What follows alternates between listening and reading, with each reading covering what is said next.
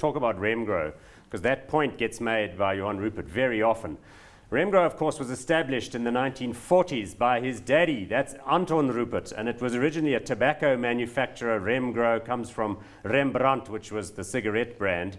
But in 2008, the Rupert family blew it all up, reorganized the whole thing, and Remgro emerged after the dissolution of British America Tobacco and Richemont and all of that as a South African-based only industrial and financial investment holding company with more than 30 investee companies.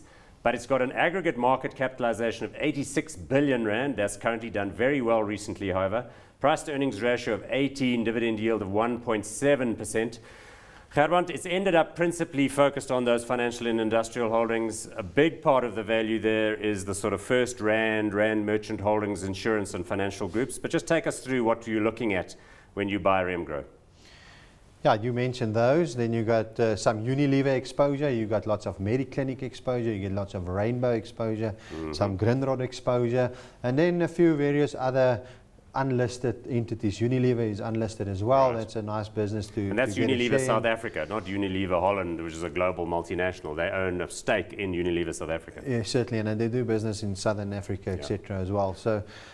Not a bad bunch. I think there's 30% unlisted within that sector. But if you look at their track record in the old days, I mean, out of Venfin, Vodacom came, and all of the other nice shares that actually unbundled from them. We know that they've, over the last year or two, they've unbundled some of its smaller stakes within Impala. Yes. They've unbundled their Transex shares. Yeah. But this is that was a real gift. Yes, certainly. But this is a net asset value play. They normally trade at about a discount of between 10 and 15%.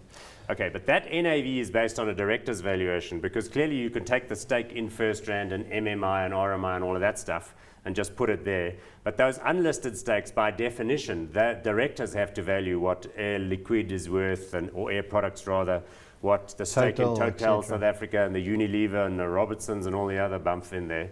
So that gets determined on like a 6-monthly basis and reported upon.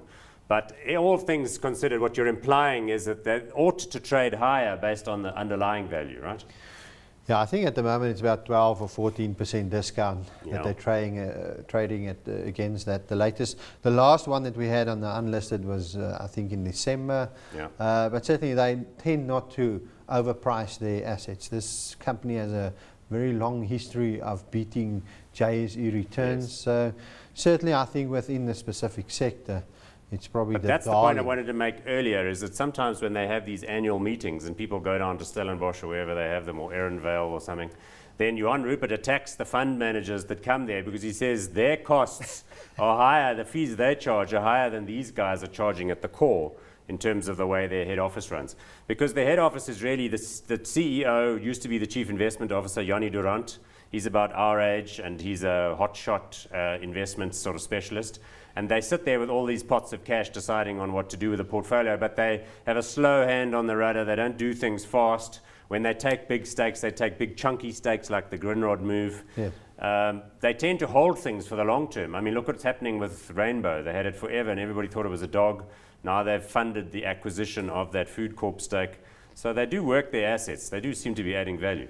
Certainly. I think in the old days they used to use British American Tobacco, of course, for their cash cow type of investment, and from those earning streams they started investing into other operations. And it's important people pay attention, because that used to be the only way you could buy British American Tobacco was through this, but that's not in it anymore.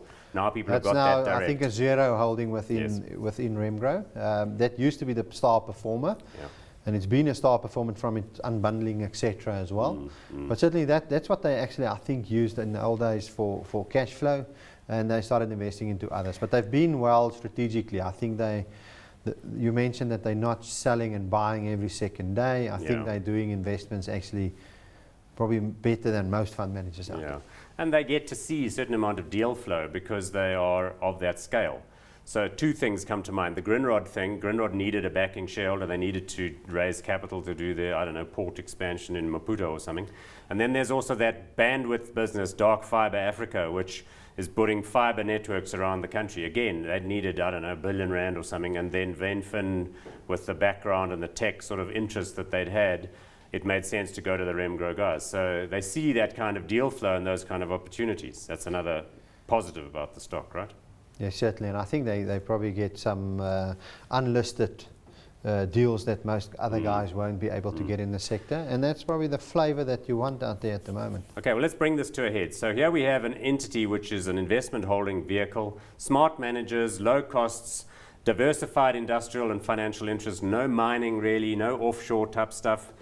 Are you hot on this one? Do you reckon that at this kind of price, it's run quite a lot? It's almost $180 or something, having been down at 40 a couple of years ago. You hot on it?